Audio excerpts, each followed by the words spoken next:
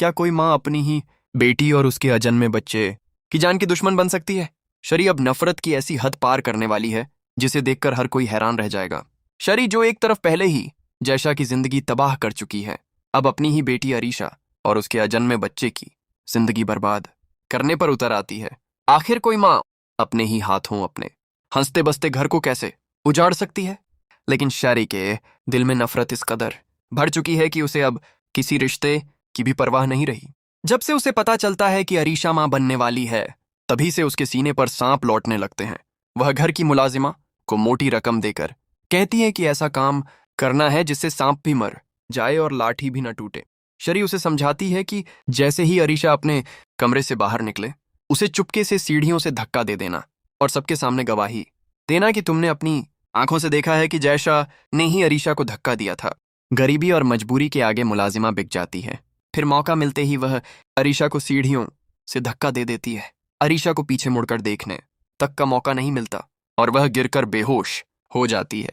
पूरा घर हड़कंप में आ जाता है। शरी जोर जोर से चीखने लगती है, जैशा ने मेरी बेटी को धक्का दिया है, मैंने अपनी आंखों से देखा है। यह नफरत में इस हद तक गिर सकती है, मैंने कभी सोचा भी नहीं था। हामिद, सुफियान और अरसलान तुरंत वहां पहुंच जाते हैं। हामिद गुस्से में शरी पर चिल्लाता है, यह इल्जाम लगाने का वक्त नहीं है, पहले अरीशा को फौरन अस्पताल ले चलो। अस्पताल पहुंचने के बाद जब राफे को इस हादसे का पता चलता है तो वह भी जैशा के खिलाफ हो जाता है। वह गुस्से में कहता है, मुझे कभी उम्मीद नहीं थी कि तुम इतनी गिर सकती हो। तुमने मेरे होने वाले बच्चे की जान खतरे में डाल दी।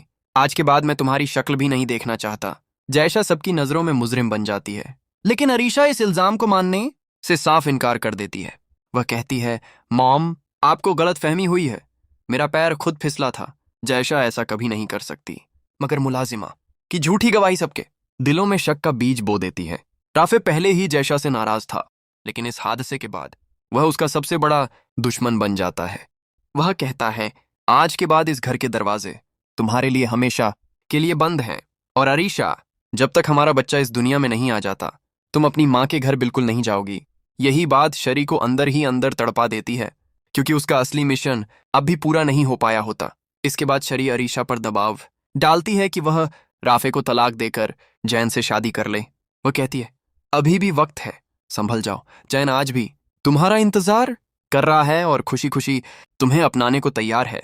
अपनी माँ की यह बातें सुनकर अरीशा के पैरों तले जमीन खिसक जाती है। वह रोते हुए कहती है, अम्मी, आप कैसी माँ हैं? मेरा बसा बसाया घर उजाड़ना चाहती हैं। मैं माँ बनने वाली हूँ, मुझ पर नहीं तो कम से कम इस आने वाले बच्चे पर ही तरस खाइए। फिर अचानक अरीशा के मन में एक खौफनाक सवाल उठता है। वह कहती है, अम्मी, कहीं मेरे साथ जो हादसा हुआ उसके पीछे आपका ही हाथ तो नहीं था? ये सुनते ही शरी एक पल के लिए घबरा जाती है और कहती है, तुम पागल हो गई हो क्या? मैं तुम्हारी माँ हूं, कोई डायन नहीं जो अपनी ही बेटी को मौत के मुंह में धकेल दूं।